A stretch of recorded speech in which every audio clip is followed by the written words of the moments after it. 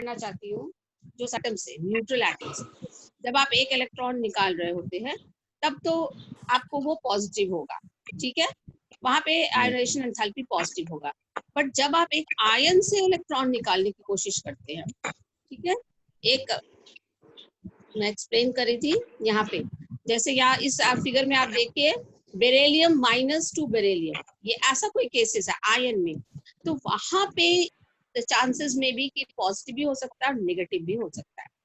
तो नेगेटिव कब होगा, नेगेटिव कब होगा, अगर बेरिलियम को इलेक्ट्रॉन नहीं चाहिए अपने वैलेंस शेल में और हम लोगों ने पोटेंशियल डिफरेंस क्रिएट करके जबरदस्ती उसके वैलेंस शेल में एक इलेक्ट्रॉन डाल दिया है, ठीक है, with the help of extra energy एक इलेक्ट्रॉन इंट्रोड्यूस कर दिया है, तो वो तो विलिंगली इलेक्ट्रॉन ले नहीं रहा था, हम लोगों ने काफी एनर्जी दे के इलेक्ट्रॉन इंट्रोड्यूस कर दिया, तो सिस्टम हाई एनर्जी पर चला गया, और कोई भी सिस्टम अगर हाई एनर्जी पे जाएगा तो वो अनस्टेबल होगा और वो अनस्टेबल रहना नहीं चाहेगा, तो वो जब इलेक्ट्रॉन देने की बात आ गई तो बहुत आराम से वो इलेक्ट्रॉन यूज करेगा, वैसे कंडीशन में आयोनाइजेशन एंथैल्पी पॉजिटिव हो जाएगी।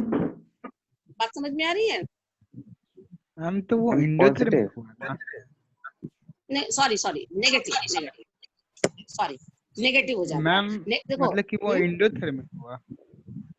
ऑफ कोर्स जब आपका एनर्जी सिस्टम से बाहर जा रहा है, बाहर जा रहा है, एग्जिट, बाहर जा रहा है मतलब एग्जिट, तो इसको कहते हैं एक्सोथर्मिक, इको हो रहा साउंड, एक्सोथर्मिक रिएक्शन कहते हैं, ठीक है, एक्सोथर्मिक।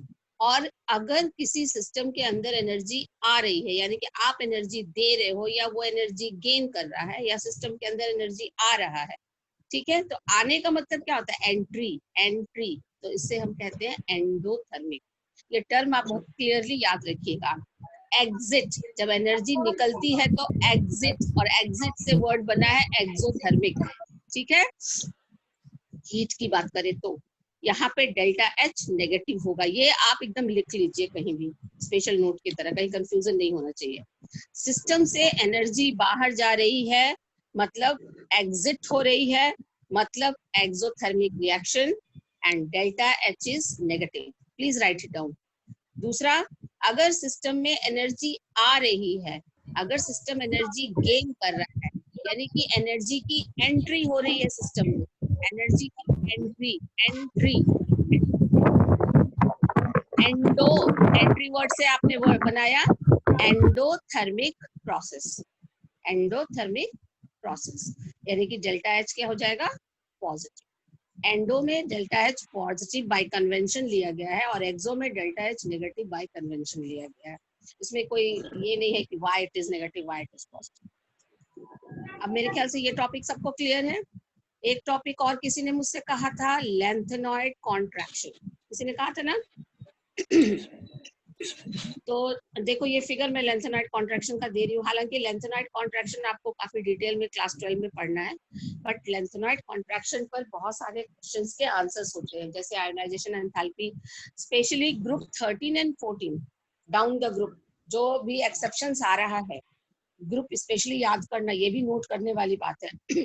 ग्रुप 13 और 14 में जो लास्ट 2 इलेक्ट्रॉन्स है, 13 के last 2 electrons indium and excuse me thallium, और ग्रुप 14 के last 2 electrons that is tin and lead, यहाँ पे कुछ कभी भी आपको मिलेगा एक्सेप्शंस, जैसे आयोनाइजेशन एंथैल्पी के एक्सेप्शंस या इलेक्ट्रोनेगेटिविटी के एक्सेप्शंस या और भी जो भी एक्सेप्शंस यहाँ पर आपको मिलते हैं, वहाँ पे चांसेस है लेंथेनाइड कॉन्ट्रैक्शन, यहाँ जो भी आपको मिल रहा है बिकॉज ऑफ लेंथेनाइड कॉन्ट्रैक्शन, ये बात आपको याद रहेगा। अब है कि व्हाट इज लेंथेनाइड कॉन्ट्रैक्शन। देखो लेंथेनाइड का मतलब है 4f सीरीज के एलिमेंट्स, लेंथेनाइड का मतलब होता है लेंथेनम के बाद, एटॉमिक नंबर 57 के बाद 14 एलिमेंट्स है जहाँ की इलेक्ट्रॉन 4f में एंट्री करता है, ये लेंथेनॉइड है। और कॉन्ट्रैक्शन का मतलब होता है decrease in the size, contract समझते हो ना, कॉन्ट्रैक्शन का मतलब होता है डिक्रीज इन साइज। तो जब आप लेफ्ट से, अब आप मतलब समझ में आया लेंथेनॉइड कॉन्ट्रैक्शन का लिटरल मीनिंग। लेंथेनॉइड्स के जो लेंथेनॉइड सीरीज के जो 14 एलिमेंट्स हैं उनके साइज में कॉन्ट्रैक्शन आता है जब हम लेफ्ट से राइट मूव करते हैं, यानी कि लैंथनम से ल्यूटेरियम तक मूव करते हैं। 4f0 से 4f14 तक हम मूव करते हैं। तो अब हम इसको लैंथनम को एग्जैक्टली छोड़ देते हैं उसके बाद। तो 14 एलिमेंट्स में जब हम लेफ्ट से राइट मूव करते हैं तो साइज डिक्रीज करता है। ये बात समझ में आया? इस डिक्रीज को कहते हैं lanthanoid contraction. So what is lanthanoid contraction? The decrease in the size of atoms or ions with increasing atomic number from lanthanum to deuterium is called lanthanide contraction. ये मतलब क्लियर है? अब दूसरी बात है कि दूसरी बात आती है कि lanthanide contraction देख, हाँ मैम हम ज्वाइन कर रहे हैं मैम, बार बार मैम देखिए ना मैम पीछे कर दे रहा है मैम, मतलब हम ज्वाइन किए मैम। एक मिनट रुको। राजी नाम क्या है तुम्हारा? Ashutosh Kumar. Ashutosh Kumar 11 C 11B C ma'am, Rajiv C को बोल बायो। सी। अच्छा Rajiv. Yes ma'am. Rajiv good morning. देखो अब है कि लेंथेनॉइड कॉन्ट्रैक्शन होता क्यों है, तो इसका एक ही कारण है, क्योंकि इलेक्ट्रॉन यहाँ पे जो इलेक्ट्रॉन है, देखो बेटा ये आउटर मोस्ट सेल है N, उसके ये अंदर वाला सेल है that is penultimate shell N-1, और उससे भी एक अंदर वाला सेल है एंटी पेनल्टीमेट सेल, यानी कि third inner shell is incomplete.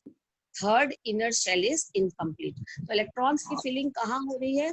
Anti penultimate shell में। और एंटी पेनल्टीमेट शेल यहाँ कौन सा है?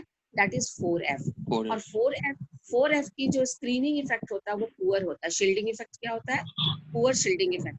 तो पुअर शील्डिंग इफेक्ट मतलब बीच में से शील्डिंग नहीं है। अगर बीच में पर्दा नहीं है तो न्यूक्लियस जो होगा वो वैलेंस सेल को अपनी ओर जोर से खींचेगा। यस और नो? यस और नो? यहाँ पर न्यूक्लियस है और ये वैलेंस सेल है। अगर बीच में पर्दा नहीं है, स्क्रीनिंग नहीं है, क्योंकि 4f की स्क्रीनिंग पुअर होती है, तो स्क्रीनिंग नहीं है, तो ये न्यूक्लियस क्या करेगा? वैलेंस इलेक्ट्रॉन को अपनी ओर अट्रैक्ट करेगा थोड़ा सा। तो अट्रैक्ट करने की वजह से साइज डिक्रीज होगा। और चूंकि जैसे जैसे हम लेफ्ट टू राइट मूव करते हैं इफेक्टिव न्यूक्लियस चार्ज बढ़ रहा है, तो ये डिक्रीज भी बढ़ता चला जाएगा। इसी डिक्रीज को कहते हैं लेंथेनॉइड कॉन्ट्रैक्शन। Any doubt? अब मैं आगे बढ़ूं? हाँ, ये सब मैंने कल एक्सप्लेन कर दिया था, ठीक है? ये भी मैंने कल एक्सप्लेन किया था आपको। ये एक्सेप्शंस भी मैंने आपको दिखला दिया था, regular trend as well as irregular trend ionisation enthalpy का। आज हम आपको दिखाएंगे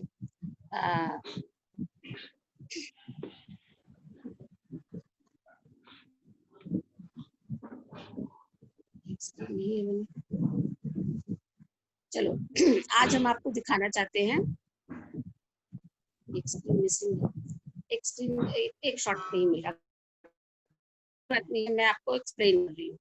चलो आज हम आपको एक्सप्लेन कर रहे हैं ionisation, sorry electron gain enthalpy. Electron gain enthalpy, electron gain enthalpy, या हम कहते हैं ionisation enthalpy, sorry electron affinity.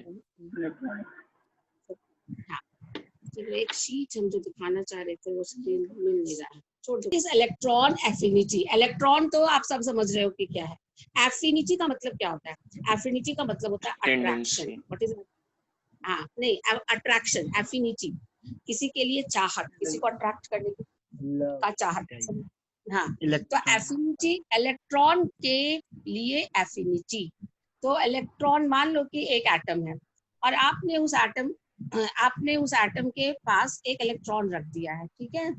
आपने एक एटम ले रहे हो, गैसियस एटम। इसका डेफिनेशन क्या है? चिल्ड्रन वो शीट जो मैं दिखाना चाह रही थी थोड़ा सा मिसिंग है, मैं बाद में आपको सेंड कर दूंगी, अभी आप लिख लीजिए। What is electron affinity? It is the amount of energy, it is the amount of energy released, oblique absorbed भी हो सकता है, ठीक है? It is the amount of energy released when an electron is added to the outermost cell of an isolated gaseous atom. Definition clear है? Yes और no? Repeat yes ma'am. फिर से रिपीट करें। ये एक ए गैसियस, एक एटम है ए जो कि गैसियस है, ठीक है, और ये हमारा एक इलेक्ट्रॉन है। तो इस इलेक्ट्रॉन को हमें इस एटम के वैलेंस सेल में लगाना है। तो जब हम इस इलेक्ट्रॉन को इसके वैलेंस सेल में लगाएंगे तो कैसे वहां जाएगा ये? इसका मतलब इसका न्यूक्लियस इस इलेक्ट्रॉन को अट्रैक्ट कर रहा है अपनी ओर, ठीक है, इसको अट्रैक्ट कर रहा है। जब ये इसको अट्रैक्ट करेगा तो कुछ एनर्जी बाहर निकलेगी। जब भी एक इलेक्ट्रॉन किसी के वैलेंस सेल में आता है तो सर्टेन अमाउंट ऑफ एनर्जी बाहर जाएगी, ठीक है। फिर से, एक इलेक्ट्रॉन जब किसी गैसियस एटम के वैलेंस सेल में आता है तो एनर्जी बाहर निकलती है, ठीक है। तो जो एनर्जी बाहर निकली यानी कि वो माइनस होगा, ठीक है, जो एनर्जी बाहर निकली। तो एक इलेक्ट्रॉन को जब हम किसी एटम के वैलेंस सेल में लगाते हैं तो certain amount of energy is release. Gaseous, isolated gaseous atom ये जरूरी है। तो वो एनर्जी जो रिलीज हुई, that energy is known as electron affinity. समझ में आ रही है ये बात? यस और नो? Yes ma'am. ओके, अब मेरा एक एटम है gaseous atom. Excuse me ma'am. Yes ma'am एक बार डेफिनेशन रिपीट कर दीजिए। इलेक्ट्रॉन एफिनिटी मैं ये भेज दूंगी, ये सारा शीट में भेज दूंगी, वो आप लिखिए। It is the amount of energy released when an electron is added to the valence shell of an isolated gaseous atom, ठीक है। अब ये हमेशा रिलीज नहीं होता है, कभी कभी ये एब्जॉर्ब भी होता है। कब एब्जॉर्ब होगा, कब रिलीज होगा, इसकी हम बात करते हैं। अगर इसका एफिनिटी होगा इस इलेक्ट्रॉन के लिए, ये लेना चाहेगा ये इलेक्ट्रॉन, तो उस समय अगर इसको मन है कि मुझे ये इलेक्ट्रॉन चाहिए, इसका अट्रैक्शन है इस इलेक्ट्रॉन के लिए, इसकी एफिनिटी है इस इलेक्ट्रॉन के लिए, और तब ये इस इलेक्ट्रॉन को अट्रैक्ट करेगा और अट्रैक्ट करेगा अपने वैलेंस सेल में, एक्सेप्ट करेगा। तो अगर इसकी चाहत होगी इलेक्ट्रॉन एफिनिटी के लिए, इसकी अट्रैक्शन होगी इलेक्ट्रॉन के लिए, तो एनर्जी रिलीज होगी। मगर मान लो कि ये पहले से ही सिस्टम स्टेबल है, ठीक है, अगर ये सिस्टम पहले से ही स्टेबल है तो ये क्या ये इलेक्ट्रॉन को एक्सेप्ट करना चाहेगा? बताओ। No ma'am. अब आप लोग हो कि आप अपनी पढ़ाई किस लिए कर रहे हो? नेचुरली रिजल्ट अच्छा हो और आप जेई क्वालिफाई कर जाए, नीट क्वालिफाई कर जाए, ठीक है। अगर तो आप बड़े इंटरेस्ट लेकर के पढ़ रहे हो, आपका पढ़ाई के प्रति एफिनिटी है। बट जो बच्चा ऑलरेडी जेई निकाल चुका है, नीट निकाल चुका है, वो बताओ, वो क्लास 12 की पढ़ाई के प्रति एफिनिटी रखेगा? वो तो सैचुरेटेड हो गया। No ma'am. उसका तो टारगेट पूरा हो गया, वो तो सैचुरेटेड हो गया। अब वो क्यों 12 के पढ़ाई के पीछे रखेगा? वो नहीं चाहेगा कि मुझे 12 की पढ़ाई, अब तो मैंने कर लिया जो मुझे करना था, तो वो सैचुरेटेड हो गया। बट आप लोग अभी सैचुरेटेड नहीं है, तो आप 12 के पढ़ाई के प्रति, +2 के पढ़ाई के लिए आपका एफिनिटी है और आप इंटरेस्ट लेके क्लास कर रहे हो। तो ऐसे ही ये एटम है, अगर इसका स्टेबिलिटी नहीं है और एक इलेक्ट्रॉन लेकर ये स्टेबल होना चाहता है, तो ये आराम से इसकी एफिनिटी रहेगी इलेक्ट्रॉन के लिए, ये इलेक्ट्रॉन लेगा और स्टेबल A- आयन बना देगा। मगर मान लो कि ये एटम पहले से ही स्टेबल है, जैसे हीलियम, जैसे बेरिलियम, अगर कोई ऐसा एटम है जो पहले से स्टेबल है, तो वो एक और इलेक्ट्रॉन गेन करना नहीं चाहेगा, क्योंकि एक और इलेक्ट्रॉन गेन करके वो अनस्टेबल होगा। तो कोई भी अनस्टेबल होना चाहेगा? नहीं चाहेगा। तो उस केस में भी आप अगर इलेक्ट्रॉन देंगे इसको, तो क्या होगा? एफिनिटी नहीं है, बट एफिनिटी के अगेंस्ट भी आप इसको इलेक्ट्रॉन दे रहे हैं, तो आपको एनर्जी लगाना पड़ेगा।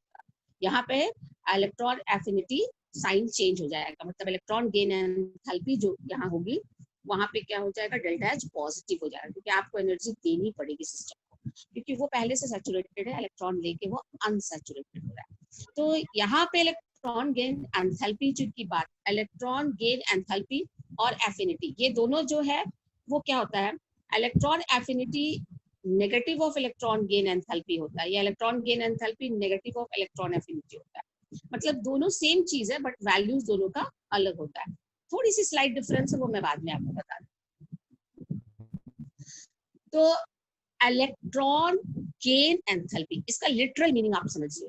इलेक्ट्रॉन जब एक एटम ने या आयन ने गेन किया, तो जो एंथैल्पी चेंज प्रोड्यूस हुई that is called electron gain enthalpy. मेरी बात समझ में आ रही है? लिटरली मीनिंग समझ में आ रहा है?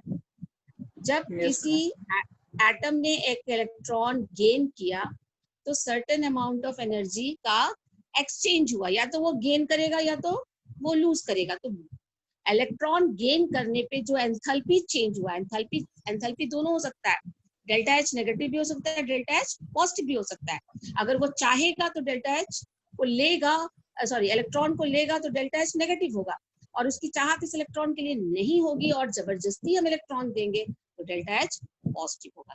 मेरे ख्याल से ये कॉन्सेप्ट आपको दिमाग में आ रहा है, क्लियर है? Yes ma'am. Yes ma'am. Electron gain enthalpy, electron gain enthalpy, जब एक एटम ने एक इलेक्ट्रॉन गेन किया तो जो एंथैल्पी चेंज प्रोड्यूस हुई that is called electron gain enthalpy. और दूसरा इलेक्ट्रॉन एफिनिटी, ये सिर्फ एनर्जी के लिए होता है, इलेक्ट्रॉन एफिनिटी। यहाँ पे हम सिर्फ एनर्जी की बात करें, the amount of energy released, the amount of energy released when an electron is added to the outermost cell of an isolated gaseous atom। ठीक है, ये एफिनिटी है। अब हम एक आपको एक्सप्लेन करने की कोशिश कर रहे हैं। मान लो कि हमारे पास एक सिस्टम है ए, और ये हम एक्सप्लेन करें डेल्टा ई जी इलेक्ट्रॉन गेन और एच इज एंथैल्पी। तो this is change in electron gain enthalpy. ये सिंबल किसका है? Change in electron gain enthalpy. तो इलेक्ट्रॉन गेन एंथैल्पी का चेंज हम कैसे निकालते हैं? Enthalpy of product minus enthalpy of reactant. ये अब हमारा प्रोडक्ट बन रहा है ए माइनस, तो इसकी एंथैल्पी, और ये हमारा प्रोडक्ट बन रहा है ए, रिएक्टेंट है ए, तो इसकी एंथैल्पी। तो रिएक्टेंट की एंथैल्पी सपोज एच स्टार है और प्रोडक्ट की एंथैल्पी सपोज एचपी है। तो difference in the enthalpy will give you the delta EGH, that is change in electron gain enthalpy. इसी को हम इलेक्ट्रॉन गेन एंथैल्पी कहते हैं। अभी मैंने आपको कहा इलेक्ट्रॉन गेन एंथैल्पी दोनों हो सकता है, नेगेटिव भी हो सकता है और पॉजिटिव भी हो सकता है। इलेक्ट्रॉन गेन एंथैल्पी नेगेटिव कब होगा? जब इलेक्ट्रॉन गेन करने की उसमें टेंडेंसी होगी, यानी कि इलेक्ट्रॉन गेन करके वो स्टेबल हो जाएगा, इलेक्ट्रॉन गेन करने के बाद स्टेबल। और पॉजिटिव कब होगी? जब उसको इलेक्ट्रॉन लेने की टेंडेंसी नहीं रहेगी। कब नहीं रहेगी? जब वो पहले से स्टेबल है और इलेक्ट्रॉन लेने के बाद अनस्टेबल हो रहा है। मेरे ख्याल से ये वाला ग्राफ सबको समझ में आ रहा है, ये चार्ट सबको समझ में आ रहा है? Yes ma'am. Okay, thank you. अब हम आगे बढ़ते हैं, थोड़ा सा आपको एक्सप्लेन करना चाह रहे हैं। जैसे मेरे पास एक गैसियस एटम, इस गैसियस एटम ने एक इलेक्ट्रॉन गेन किया, तो ये क्या बनाएगा? ए माइनस बनाएगा। तो ये जो अमाउंट ऑफ एनर्जी रिलीज हुई है, जो भी चेंज हुआ है एनर्जी में, that is called electron affinity 1। एक इलेक्ट्रॉन गेन करने के लिए जो एंथैल्पी चेंज हुई है, जो एनर्जी चेंज हुई है, जो एनर्जी निकली है, दैट इज कॉल्ड EA1, मतलब इलेक्ट्रॉन एफिनिटी 1। फिर इसने ए माइनस ने एक इलेक्ट्रॉन और गेन किया, तो ये क्या बना देगा? A2 minus. Okay, A2 minus. तो जब ये दूसरा इलेक्ट्रॉन गेन करेगा, then the electron affinity EA2 amount of energy का एक्सचेंज होगा। और जब ये तीसरा इलेक्ट्रॉन गेन करेगा तो A3 माइनस बनाएगा, and the EA3 amount of energy will be released और एब्सॉर्ब, जो भी केसेस हो। यहाँ पे हम देख रहे हैं कि EA1, EA2, EA3। Children, EA1 जो होगा ये कुछ भी हो सकता है, may be negative, may be positive. पहला इलेक्ट्रॉन गेन एंथैल्पी नेगेटिव भी हो सकता है, पॉजिटिव भी हो सकता है, बट द सेकेंड और थर्ड ये हमेशा पॉजिटिव होगा। ये बहुत इंपॉर्टेंट बात है, इसको बहुत ध्यान से सुनना। फर्स्ट इलेक्ट्रॉन एफिनिटी में भी नेगेटिव और पॉजिटिव, ये मैंने आपको बताया, इट में भी नेगेटिव, इट में भी पॉजिटिव। अगर इलेक्ट्रॉन लेने की टेंडेंसी है तो नेगेटिव, नहीं लेने की टेंडेंसी है तो positive. But the second electron gain enthalpy या थर्ड इलेक्ट्रॉन गेन एंथैल्पी ये ऑलवेज पॉजिटिव। कोई मुझे बता सकता है ये ऑलवेज पॉजिटिव क्यों होगा? क्योंकि इलेक्ट्रॉन लेने का टेंडेंसी उसका कम जाएगा। यस, कम जाएगा, बट क्यों कम जाएगा? देखो यहाँ पे एक इलेक्ट्रॉन जब ये ले रहा है तो ये एटम है, और ये एटम अगर स्टेबल नहीं है, इसका ऑक्टेट कंप्लीट नहीं है, स्टेबल कॉन्फ़िगरेशन नहीं है, तो स्टेबल होने के लिए इलेक्ट्रॉन ले सकता है। अगर स्टेबल होने के लिए अगर ये इलेक्ट्रॉन ले रहा है, चाहता है लेना, तो इसका ई नेगेटिव हो जाएगा, ठीक है। और अगर नहीं चाहता है तो पॉजिटिव हो जाएगा। दोनों सिचुएशन हो सकता है, नेगेटिव पॉजिटिव दोनों सिचुएशन हो सकता है। बट एक बार इसने एक इलेक्ट्रॉन ले लिया और ए माइनस आयन बना दिया, दिखाई दे रहा है ना स्क्रीन सबको, ए माइनस आयन बना दिया। अब आप ध्यान से देखना, यहाँ पे ये ए माइनस आयन है और एक इलेक्ट्रॉन जिसके ऊपर माइनस चार्ज है, आप इसको इस पे इंट्रोड्यूस करना चाह रहे हो। ये भी, ये स्पीसी भी माइनस और ये स्पीसी भी माइनस, कभी दोनों में अट्रैक्शन होगा? नो मैम, कभी नहीं होगा। दोनों में अट्रैक्शन कभी नहीं होगा, दोनों एक दूसरे को रिपेल करेंगे। अब आप चाहते हो कि ये सेकंड इलेक्ट्रॉन इसमें इंट्रोड्यूस हो जाए, तो आपको एनर्जी देनी पड़ेगी, आपको एनर्जी देनी पड़ेगी, यानी कि एनर्जी की एंट्री होगी, यानी कि रिएक्शन एंडोथर्मिक होगा, यानी कि डेल्टा एच पॉजिटिव होगा। Got it? यस और no? Yes ma'am. Any doubt? Raise the question. ये बहुत इंपॉर्टेंट है, बहुत बार ये क्वेश्चन पूछा गया है, बहुत बार क्वेश्चन पूछा गया है कि first electron gain enthalpy negative होता है, but second electron gain enthalpy positive क्यों होता है for oxygen? Ma'am please explain again. फिर से मैं एक्सप्लेन करती हूँ। जैसे मैंने कहा कि मेरे पास एक गैसियस एटम है, ये एटम अगर स्टेबल है तो इलेक्ट्रॉन लेना नहीं चाहेगा। कोई भी स्टेबल है तो क्यों इलेक्ट्रॉन लेके अपने आप को अनस्टेबल करेगा? नहीं ना करेगा। और अगर ये एटम अनस्टेबल है तो ये बहुत खुशी खुशी एफिनिटी के साथ, अट्रैक्शन के साथ इलेक्ट्रॉन को गेन करेगा। ये बात क्लियर है? तो पहला इलेक्ट्रॉन गेन करने के दो सिचुएशन हो सकते हैं। जब हम पहला इलेक्ट्रॉन गेन करने की बात करते हैं तो एंथैल्पी दोनों हो सकता है, डेल्टा एच में भी नेगेटिव, डेल्टा एच में भी पॉजिटिव। याद रखना, जब मैं कभी डेल्टा एच बोलती हूँ और फिर कभी इलेक्ट्रॉन एफिनिटी बोलती हूँ, ये दोनों एक दूसरे का मैग्नीट्यूड में सेम है, साइन में ऑपोजिट है। E A is equal to minus del E G H, ठीक है। साइन में दोनों अलग है, बाकी मैग्नीट्यूड में दोनों सेम है। तो अगर हम डेल्टा एच की बात करें, मतलब इलेक्ट्रॉन गेन एंथैल्पी की बात करें, तो ये फर्स्ट इलेक्ट्रॉन गेन एंथैल्पी चाहे तो नेगेटिव भी हो सकता है या तो पॉजिटिव भी हो सकता है। यहाँ पे किसी को डाउट है समझने में? No ma'am. यहाँ सबको क्लियर है? तो फर्स्ट इलेक्ट्रॉन गेन एंथैल्पी के बाद, फर्स्ट इलेक्ट्रॉन गेन करने के बाद स्पीसी ए माइनस आयन में कन्वर्ट कर जाएगा, ठीक है। अब मुझे इसमें सेकंड इलेक्ट्रॉन इंट्रोड्यूस करना है, तो देखो ये इलेक्ट्रॉन भी नेगेटिवली चार्ज होता है और ये आयन भी नेगेटिवली चार्ज, तो ये दोनों स्पीसी में कभी भी अट्रैक्शन होगा? नहीं होगा।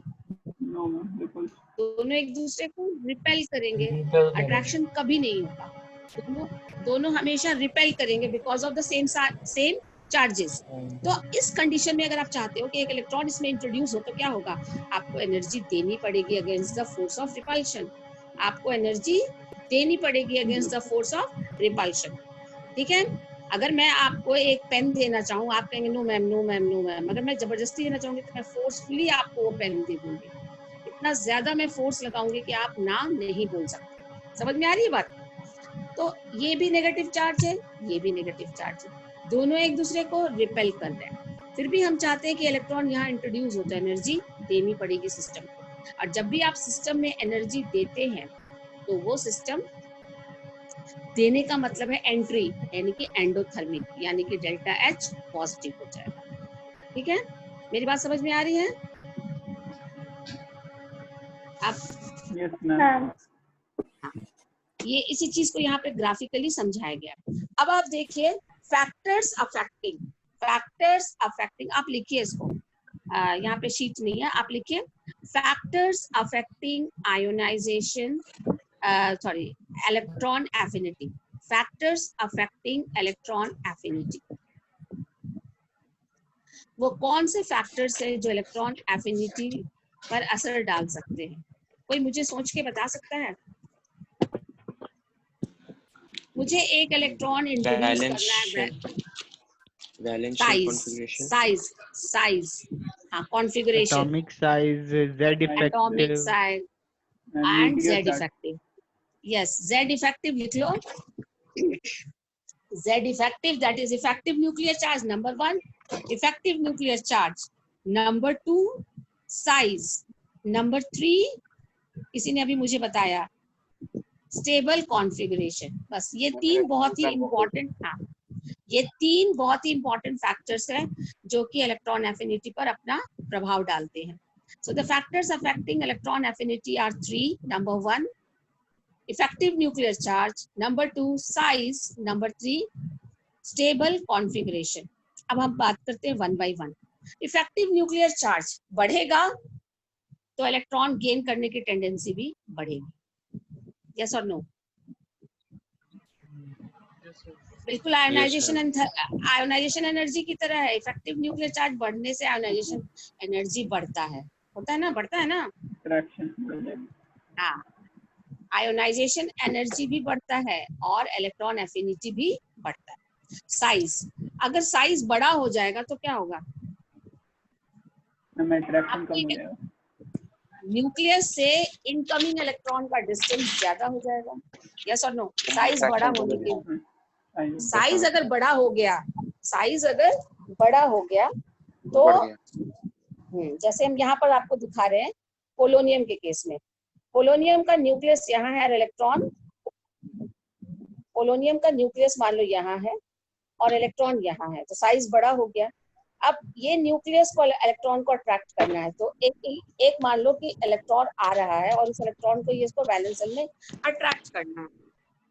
तो जब न्यूक्लियस से वैलेंस इलेक्ट्रॉन का डिस्टेंस ज्यादा हो जाएगा, ज्यादा डिस्टेंस हो जाएगा, तो अट्रैक्शन भी थोड़ा कम हो जाएगा। बात समझ में आ रही है? तो साइज की हम जैसे जैसे बात करते हैं, साइज जैसे जैसे बड़ा होगा तो न्यूक्लियस से इलेक्ट्रॉन का डिस्टेंस भी ज्यादा हो जाएगा और इलेक्ट्रॉन की एफिनिटी कम हो जाएगी। ये बात क्लियर है? और तीसरा, स्टेबल कॉन्फ़िगरेशन, ये बहुत इंपॉर्टेंट टॉपिक है। स्टेबल कॉन्फ़िगरेशन, जिस एलिमेंट का पहले से ही कॉन्फ़िगरेशन स्टेबल है, जैसे ग्रुप 2 के एलिमेंट्स का NS2 है ना कॉन्फ़िगरेशन, ग्रुप 2 के एलिमेंट का कॉन्फ़िगरेशन क्या है? NS2, याद है ना भाई? इलेक्ट्रॉनिक कॉन्फ़िगरेशन को मेमोरी में रखे बिना अगर तुम क्लासिफिकेशन पढ़ते हो या इसके बाद वाला चैप्टर केमिकल बॉन्डिंग पढ़ते हो तो आपको बहुत मुश्किल होगा। आपको कॉन्फ़िगरेशन दिमाग में एनी टाइम रखना पड़ेगा 1 से 30 तक, ठीक है? और ग्रुप वाइज भी जनरल कॉन्फ़िगरेशन ग्रुप वाइज आपको याद रखना। तो ग्रुप 2 का अगर हम बात करें तो इलेक्ट्रॉनिक कॉन्फ़िगरेशन क्या है? NS2 एक स्टेबल कॉन्फ़िगरेशन है। यस और no? NS2 is a stable configuration. तो क्या इलेक्ट्रॉन गेन करना वो पसंद करेगा? एफिनिटी होगी? No ma'am. तो इलेक्ट्रॉन एफिनिटी ऑलमोस्ट 0 हो जाती है। किसके लिए? ग्रुप 2 के लिए ऑलमोस्ट 0। मैं 0 नहीं कह रही हूँ, ऑलमोस्ट 0, ठीक है? अब हम आते हैं ग्रुप 15 की। जैसे ग्रुप 15 में P3 कॉन्फ़िगरेशन है, ठीक है? तो P3 कॉन्फ़िगरेशन हो, P6 कॉन्फ़िगरेशन हो, D5 कॉन्फ़िगरेशन हो, D10 कॉन्फ़िगरेशन हो, F7 कॉन्फ़िगरेशन हो, F14 कॉन्फ़िगरेशन हो, मतलब half filled and full field, तो ये सब स्टेबल कॉन्फ़िगरेशन है। और NS2 स्टेबल कॉन्फ़िगरेशन है। मैंने पिछले क्लास में बताया था किस किस को हम स्टेबल कॉन्फ़िगरेशन कहते हैं? Half filled. हाफ फिल्ड मतलब P3, D5, F7, P3, D5, F7, ये हाफ फिल्ड ऑर्बिटल्स हैं। और फुल फिल्ड ऑर्बिटल्स जैसे P6, D10, F14 and S2, ये कॉन्फ़िगरेशन स्टेबल है, ये आपको याद रखना होगा। तो जब भी स्टेबल कॉन्फ़िगरेशन होगा एफिनिटी नेग्लिजिबल हो जाएगी, कम हो जाएगी। Is this point clear? Yes ma'am. Ma'am size वाला एक बार फिर।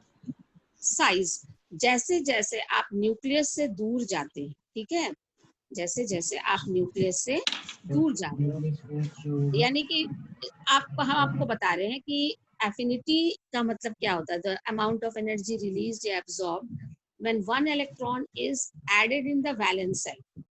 तो अगर साइज बड़ा हो रहा है तो वैलेंस सेल और न्यूक्लियस के बीच का डिस्टेंस भी तो बड़ा हो रहा है, यस और नो? अब न्यूक्लियस को एक इलेक्ट्रॉन अट्रैक्ट करना है, एक न्यूक्लियस को एक इलेक्ट्रॉन अट्रैक्ट करना है ज्यादा डिस्टेंस से, तो कितना वो फोर्सफुली अट्रैक्ट कर सकता है? अट्रैक्शन कम होगा कि नहीं होगा? Yes, ma'am. तो एफिनिटी उसका कम हो जाएगा, इलेक्ट्रॉन एफिनिटी, इलेक्ट्रॉन के लिए एफिनिटी उसका कम हो जाएगा, यस और नो? यस होगा ना? Yes, ma'am. Yes, ma'am. चलो, अब ये जो चार्ट निकाला गया है ये एनसीईआरटी में ही दिया हुआ चार्ट है, मैं वहां से आपको कुछ वैल्यूज दे रही हूँ, ठीक है? अब ये है इलेक्ट्रॉन एफिनिटी और डेल EGH मतलब change in enthalpy of electron gain enthalpy. Electron gain enthalpy का ये चेंज है, इसकी वैल्यूज दी गई है।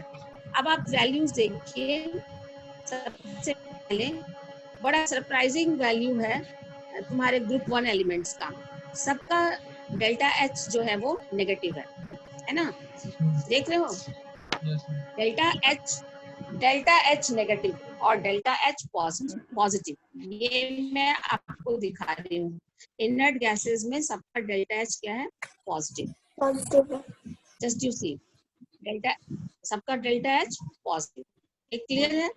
तो डेल्टा H पॉजिटिव होना और डेल्टा H नेगेटिव होना, मैं फिर से आपको बता रही हूँ, मैंने आपको क्या कहा था कि पॉजिटिव का मतलब क्या होता है कि आपको इलेक्ट्रॉन इंट्रोड्यूस करने में एनर्जी देना, टेंडेंसी नहीं, या फिर इसको अट्रैक्शन के लिए चाहत नहीं है, इलेक्ट्रॉन की चाहत नहीं है, आप उसमें इलेक्ट्रॉन जब डालेंगे तो आपको एनर्जी देनी पड़ेगी, ठीक है? तो अब अगर इन सबका पॉजिटिव है, ध्यान से देखो, इन सबका पॉजिटिव है, यानी कि इन सब में अगर हमको इलेक्ट्रॉन डालना होगा वैलेंस सेल में तो एनर्जी देनी होगी। तो सबसे कम एनर्जी किसमें देनी है? Helium, ma'am. हीलियम। तो अगर मैं सारे इनर्ट गैसेस को कंपेयर करूं तो सबसे ज्यादा एफिनिटी किसका है? Helium. हीलियम का। बात समझ में आई कि फिर से मैं बोलूं? Yes, ma'am. Yes ma'am. देखो ये इनर्ट गैसेस है और सब स्टेबल है, किसी को इलेक्ट्रॉन की जरूरत नहीं, मगर आप इसमें अगर इलेक्ट्रॉन इंट्रोड्यूस करना चाहते हैं तो आपको एनर्जी देनी होगी। तो इसका मतलब यहाँ पे आपका डेल्टा H का जो वैल्यू है वो पॉजिटिव है, ठीक है ना? डेल्टा H पॉजिटिव है, एंडोथर्मिक रिएक्शंस हो जाएगा ये सारा। तो अब देखो, आप हीलियम में, नियन में, आर्गन में, सब में आप इलेक्ट्रॉन इंट्रोड्यूस कर रहे हो तो आपको एनर्जी देनी पड़ रही है। अब आप बताइए सबसे कम एनर्जी किसमें देनी पड़ रही है? हीलियम में। वैल्यू ही बता रहा है, इसका मतलब है कि इलेक्ट्रॉन की एफिनिटी किसकी ज्यादा होगी? जितना पॉजिटिव वैल्यू कम होगा उतनी एफिनिटी ज्यादा होगी। जितना पॉजिटिव का वैल्यू कम होगा, कहीं नोट करके लिख लो, अगर हम जितना पॉजिटिव में जितना वैल्यू कम होगा इतना ज्यादा उसकी एफिनिटी होगी, ठीक है? तो सबसे कम एफिनिटी किसकी होगी? हीलियम की। हीलियम का मैम, हीलियम। Neon का होगा। नियन का सबसे कम होगा, यानी कि पूरे पीरियोडिक टेबल में सबसे ज्यादा इनर्ट कौन? ज्यादा उसका है तो सबसे कम उसका होगा। जैसे क्वेश्चन पूछा जाता है कि सबसे ज्यादा इनर्ट एलिमेंट कौन है, तो बच्चे साइज छोटा समझ के हीलियम बोल देते हैं, बट द आंसर इज नियन। सबसे ज्यादा इनर्ट कौन है? नियन। तो ये जानो बेटा, देखो एनसीईआरटी बुक को क्यों कहा गया है the best book. Her page से 5-6 क्वेश्चंस बन जाते हैं आपके कॉम्पिटिटिव एग्जाम्स के लिए एज वेल एज बोर्ड के लिए। आपका ये ग्राफ है, आपका जो डाटा दिया हुआ है, डाटा से भी आप बहुत कुछ सिर्फ आपको डाटा को क्या करना है? डिकोड करना है, बातों को समझनी है। इससे जितने भी क्वेश्चंस बन जाएंगे आप यहाँ से क्वेश्चंस दे सकते हैं, ठीक है? अब मैं आती हूँ इसमें ग्रुप 16 में। ग्रुप 16 में बहुत वेरिएशन है, आप ध्यान से देखिए। नेगेटिव में मैंने कहा था, नेगेटिव में जिसका मैग्नीट्यूड ज्यादा होगा उसकी एफिनिटी भी ज्यादा होगी। ये बात सबको पॉजिटिव में जिसका मैग्नीट्यूड कम होगा उसकी एफिनिटी ज्यादा होगी, मगर नेगेटिव में सब नेगेटिव है, नेगेटिव में जिसका मैग्नीट्यूड ज्यादा होगा उसकी एफिनिटी ज्यादा होगी। Can you right in notes this? ठीक है, तो उस हिसाब से आप वैल्यू देखिए। नेगेटिव में किसका मैग्नीट्यूड सबसे ज्यादा है? सल्फर सल्फर का। तो इलेक्ट्रॉन के लिए एफिनिटी सबसे ज्यादा सल्फर की होगी। अब तो ये हो गया मुसीबत। अभी तो मैंने आपको एक्सप्लेन कर दिया कि साइज पर ये डिपेंड करता है, ठीक है। जैसे जैसे साइज बढ़ेगा वैसे वैसे एफिनिटी घटेगी। अभी मैंने आपको बताया था ना। यस हाँ, इलेक्ट्रॉन की जैसे जैसे साइज जैसे जैसे साइज अगर हम कह रहे हैं बढ़ेगा ऊपर से नीचे, तो एफिनिटी को क्या होना चाहिए था?